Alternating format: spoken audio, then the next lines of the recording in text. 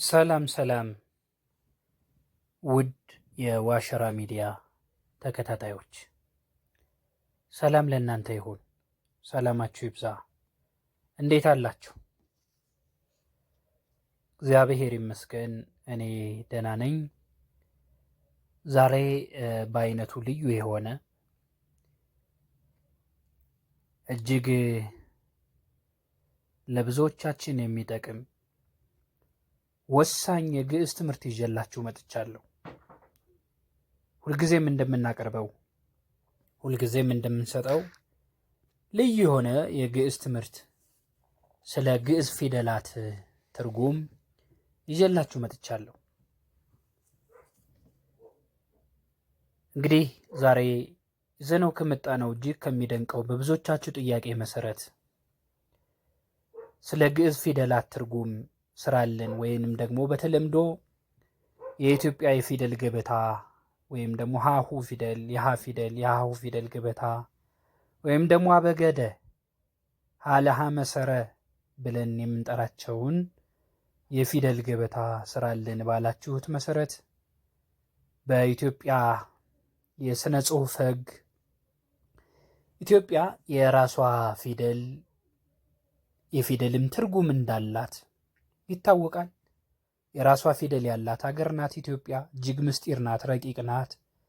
ፊደሎቿ፣ ቃላቶቿ ትርጉም ያላቸው የራሷ የፊደል ቅርጽ ያላት ሀገር እንደመሆኗ መጠን ይህቺ ምስጢር የሆነችው የግዕዝ ባለቤት የሆነችው ኢትዮጵያ የግዕዝ ፊደላቶቿ ትርጉማቸው ምንድን ነው፣ ቅርጾቿ ምንድን ነው የሚለውን አስረዳን ባላችሁት መሰረት በብዙዎቻችሁ ጥያቄ መሰረት ዛሬ እጅግ አስደናቂ የሆነውን ሃሁ ብለን የምናስበውን ወይም ደግሞ በተለምዶ የፊደል ገበታ ፊደል ብለን የምንጠራውን የአበገደ የፊደላት ትርጉም ስለ ግዕዝ ፊደላት ስለ ፊደላቱ ትርጉም እጅግ አስደናቂ የሆነውን ትርጉም ይዤላችሁ መጥቻለሁ።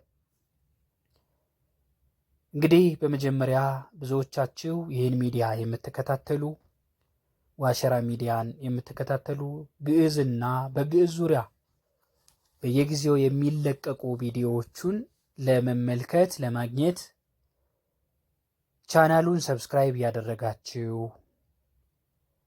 እንዲሁም የደወል ምልክቷን እየተጫናችሁ በየጊዜው የሚለቀቁ ግዕዝን የሚመለከቱ በሚዲያው የሚለቀቁ ቪዲዮዎች እንዲደርሳችሁ የደወል ምልክቷን እየተጫናችሁ በሐሳብ መስጫ ሳጥኑ ላይ ወደፊት መለቀቅ የምትፈልጉትን መስተካከል ያለበትን ነገር እያሰፈራችሁ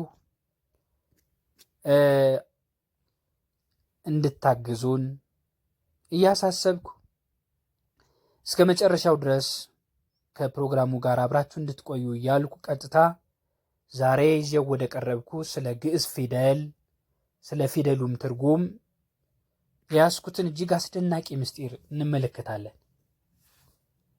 በመጀመሪያ ብዙዎቻችን እንደምናውቀው ሀ የሚል ሀሌታው ሀ ብለን የምናስበው ፊደል ይገኛል። ሀሌታው ሀ ኢትዮጵያ ካሏት እጅግ አስደናቂ ፊደል አንዱ ነው። የመጀመሪያው ፊደል ነው። ይህንን ሀሌታው ሀ ብለን የምንጠራውን ፊደል ምስጢሩን ትርጉሙን እናገኛለን። ሀ ወይም ሀሌታው ሀ ብለን የምናስበው ፊደል እጅግ አስደናቂ ትርጉም አለው። ሀ ብሂል ሀሎቱ ለአብ እምቅድመ ዓለም ማለት ነው። ሀ ብሂል ሀሎቱ ለአብ እምቅድመ ዓለም። ሀ ማለት የአብ አኗኗሩ የእግዚአብሔር አብ አኗኗሩ ከዓለም በፊት እግዚአብሔር አብ ነበረ ማለት ነው። የግዕዝ ሚዲያ ተከታታዮች ይህም ፕሮግራም አድማጮች ሁላችሁ ሀ የሚባለው ፊደል በኢትዮጵያ ሊቃውንት ያለ አንዳች ትርጉም ዝም ብሎ የተቀመጠ አይደለም። እጅግ አስደናቂ ትርጉም አለው። የኢትዮጵያ ፊደሎች ከእግዚአብሔር ጋር ግንኙነት አላቸው። መለኮታዊ ትርጉም ያላቸው ናቸው። ለምሳሌ የመጀመሪያውን ሀሌታው ሀ ብለን የምናስበውን ፊደል ብንወስድ ሀ ብሂል ሀለወቱ ለአብ ቅድመ ዓለም። ሀ ማለት ዓለም ከመፈጠሩ በፊት እግዚአብሔር ነበረ ማለት ነው። አስተውሉ። ሀ ማለት ዓለም ከመፈጠሩ በፊት እግዚአብሔር ይኖር ነበረ ማለት ነው። እግዚአብሔርን መኖር የሚያስረዳ ነው። ሁለተኛው ለ ነው የምናገኘው። ለ የሚባለው ፊደል ደግሞ አሁንም እንደ ሀ ሁሉ እንደ ሀሌታው ሀ ሁሉ የራሱ ትርጉም አለው። ለብሂል ለብሰ ስጋ ዚአነ። ተመልከቱ። ለብሂል ለብሰ ስጋ ዚአነ ለማለት እግዚአብሔር ወልድ ወይም ከስድስቱ ቅዱስ አንዱ ቅዱስ ወልድ ወይም እግዚአብሔር ቃል ስጋን ለበሰ ማለት ነው። ተመልከቱ፣ አስተውሉ። ለማለት እግዚአብሔር ወልድ የእኛን ስጋ ለበሰ ማለት ነው። ስለዚህ ለ የሚባለው ፊደል የክርስቶስን ሰው የመሆን የእግዚአብሔር ቃልን በስጋ መገለጥ ኢየሱስ ክርስቶስ ከድንግል ማርያም መወለዱን የሚያስረዳ ነው። ስለዚህ ለማለት ለብሰ ስጋ ዚአነ ስለ ክርስቶስ የሚናገር ነው ለፊደላችን። ሶስተኛው ሀሌታው ሀ ይባላል። ሶስተኛው ፊደል ሀሌታው ሀ። ሶስተኛው ፊደል ሐመሮ ሀ። ሀሌታውን ሀ ከዚህ በፊት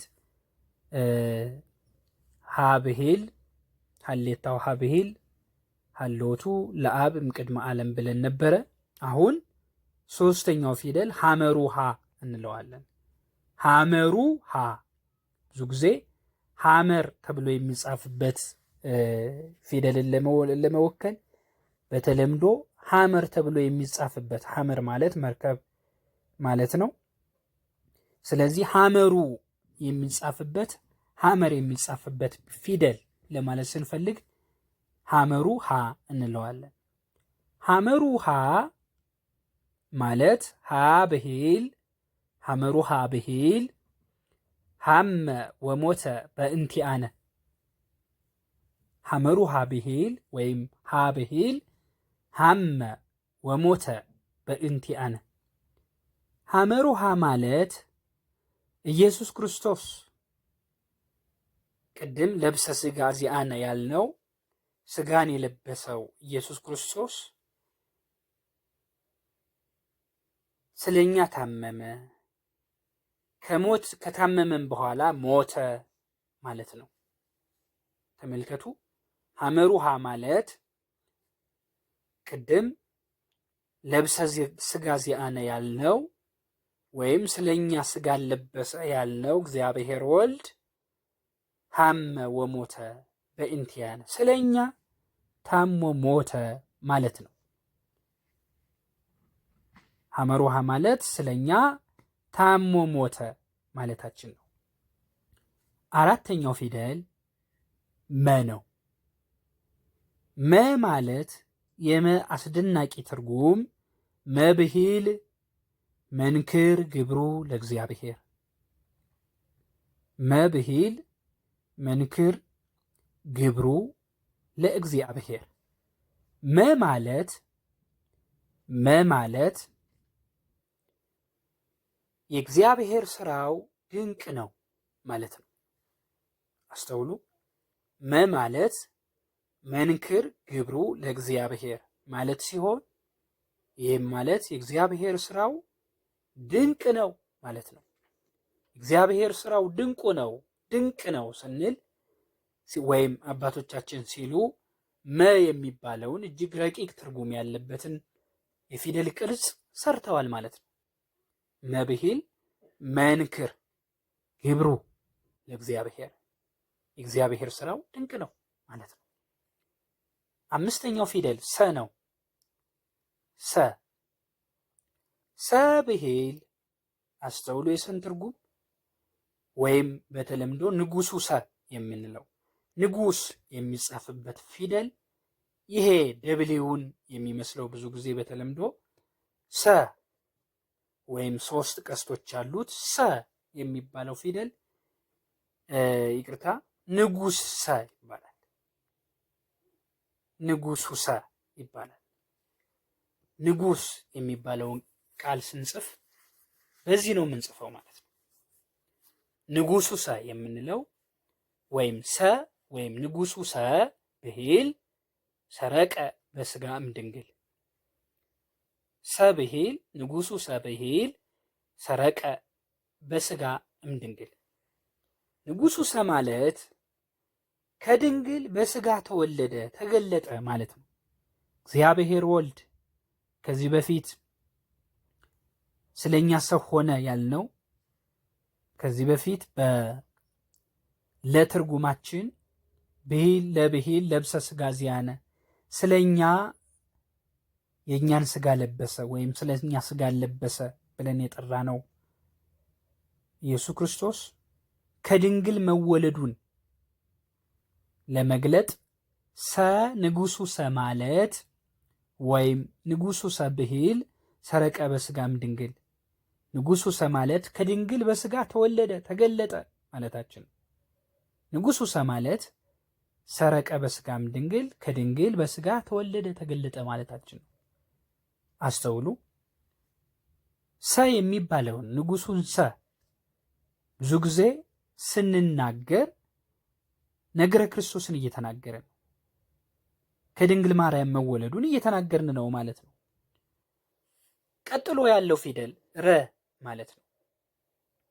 ረ የሚባለውን የፊደል ቅርጽ አባቶቻችን በምን ትርጉም ቀረጹት ብለን ስናስብ ረ ብሂል ረጋ ሰማይ ወምድር ይለናል። ረ ማለት ረ ብሂል ረግአ ሰማይ ወምድር። ረ ማለት በጥበቡ ሰማይና ምድር ረጋ ማለት ነው። ወይም እግዚአብሔር አብ በጥበቡ እግዚአብሔር ሰማይና ምድርን አረጋ። ወይም ረ ማለት በእግዚአብሔር ጥበብ ሰማይና ምድር ረጋ ማለታችን ነው። በጥበቡ ሰማይና ምድር ረጋ የሚል ትርጉም አለው ረ የሚባለው ፊደላችን ትርጉም። ቀጥሎ እሳቱ ሰ የሚለውን አስደናቂ የፊደል ትርጉም እንመለከታለን። እሳቱ ሰ እሳት የሚለውን ቃል ስንገልጥ ወይም ስንጽፍ በዚህ ከላይ ቀስት የመሰለ ነገር ያለበት ሰን እንጽፋለን ማለት ነው።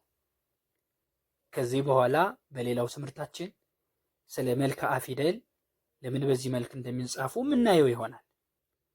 ስለዚህ ዛሬም የምናየው አንዱ ትርጉማችን መልክዓ ፊደል ነው። የፊደል መልክ ለምን በእንደዚህ አይነት ቅርጽ ተቀረጹ ተናገሩ ለማለት የምናየው አስደናቂ ምስጢር ነው። እሳቱ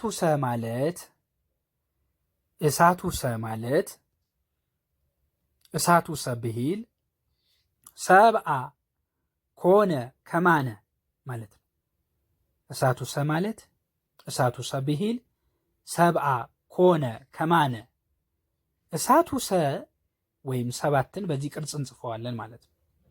እሳቱ ሰ ማለት እንደኛ ሰው ሆነ ማለታችን ነው። እሳቱ ሰ ማለት እንደኛ እግዚአብሔር ወልድ እግዚአብሔር ቃል ሰው ሆነ ማለታችን ነው። አስተውሉ። እሳቱ ሰ የሚለው አስደናቂ ፊደል ትርጉም እንደኛ ሰው ሆነ የሚለውን ትርጉም ይሰጠናል። ቀጥሎ ያለው ፊደላችን የምንመለከተው ቀ የሚባለው ፊደላችን ነው። የቀ አስደናቂ ትርጉም ቀ ብሂል ቀዳሚሁ ቃል ውእቱ። በደንብ አስተውሉ። ቀ ብሂል ቀዳሚሁ ቃል ውእቱ። ቀ ማለት በመጀመሪያ ቃል ነበረ። አስተውሉ። ቀ ማለት ቀ የሚወክለው አስደናቂ ትርጉም ቀ ማለት በመጀመሪያ ቃል ነበረ ወይም በመጀመሪያ በተዋሕዶ ከመገለጡ በፊት ወይም በተዋሕዶ ሰው የሆነው ቃል በመጀመሪያ ነበረ ወይም በዮሐንስ ወንጌል በምዕራፍ 1 ላይ ተጽፎ የምናገኘውን አስደናቂ ትርጉም የሚነግረን ነው፣ የሚያስረዳን ነው። ቀ ብሂል ቀዳሚሁ ቃል ውእቱ። ቀ ማለት በመጀመሪያ ቃል ነበረ ማለታችን ነው። አስተውሉ። ቀ ማለት በመጀመሪያ ቃል ነበረ ማለታችን ነው። ቀጥሎ የምናገኘው ፊደል በ ነው። በን ሁላችሁም አስተውሉት። በብሂል በትህትናሁ ወረደ ለቤዛ ኩሉ ዓለም። በብሂል በትህትናሁ ወረደ ለቤዛ ኩሉ ዓለም። በማለት ለዓለም ሁሉ ቤዛነት በትህትናው ወረደ። በማለት ለዓለም ሁሉ ቤዛነት በትህትናው ወረደ የሚል አስደናቂ ትርጉም ይነግረናል። በማለት ለዓለም ሁሉ ቤዛነት በትህትናው ወረደ የሚል ትርጉም ይሰጠናል። ተ ቀጥሎ የምናገኘው ፊደል ነው። ተ የሚባለው ፊደል ፓፓኤል ነው ማለት ነው። ስለዚህ እግዚአብሔር እጅግ አስደናቂ ከሆኑ ስሞች መካከል ፓፓኤል የሚል ስም አለው። ስለዚህ ፐ ማለት የእግዚአብሔር ስሙ ፓፓኤል ይባላል ወይም እግዚአብሔር ፓፓኤል የሚል ስም አለው ማለታችን ነው። ውድ የዋሸራ ሚዲያ ተከታታዮች ለዛሬው ይዘንላችሁ የመጣ ነው መልክዓ ፊደል፣ የፊደል ቅርጽ፣ አስደናቂ የግዕዝ ፊደል ትርጉም፣ የፊደላቱ ድብቅ ትርጉም ይህንን ይመስል የተከታተላችሁትን ይመስል ነበረ። ከዚህ የተለዩ ግዕዝን የተመለከቱ አስደናቂ የኢትዮጵያ ፊደላት፣ የግዕዝ ቀመር፣ ግዕዝን የሚመለከቱ ማናቸውም ነገሮች እንዲደርሷችሁ ዋሸራ ሚዲያን ሰብስክራይብ እያደረጋችሁ በየጊዜው የሚለቀቁ ቪዲዮዎቹ እንዲደርሳችሁ የደወል ምልክቷን እየተጫናችሁ በሐሳብ መስጫ ሳጥኑ ላይ ቀጥሎ መለቀቅ አለበት ብላችሁ የምታስቡትን እያስቀመጣችሁ ላልደረሳቸው ሸር እያደረጋችሁ ላይክ እያደረጋችሁ ግዕዝን ለዓለም ሁሉ እንድታዳርሱ ጥሬን እያስተላለፍኩ እያገዛችሁን ከጎናችን እንዳትለዩ ስል መልእክቴን እያስተላለፍኩ በቀጣይ ቪዲዮ እስክንገናኝ ድረስ እግዚአብሔር ሀገራችን ኢትዮጵያን ይባርክ። ሰላም ቆዩ። ደህና ሁኑ። ይቆየን።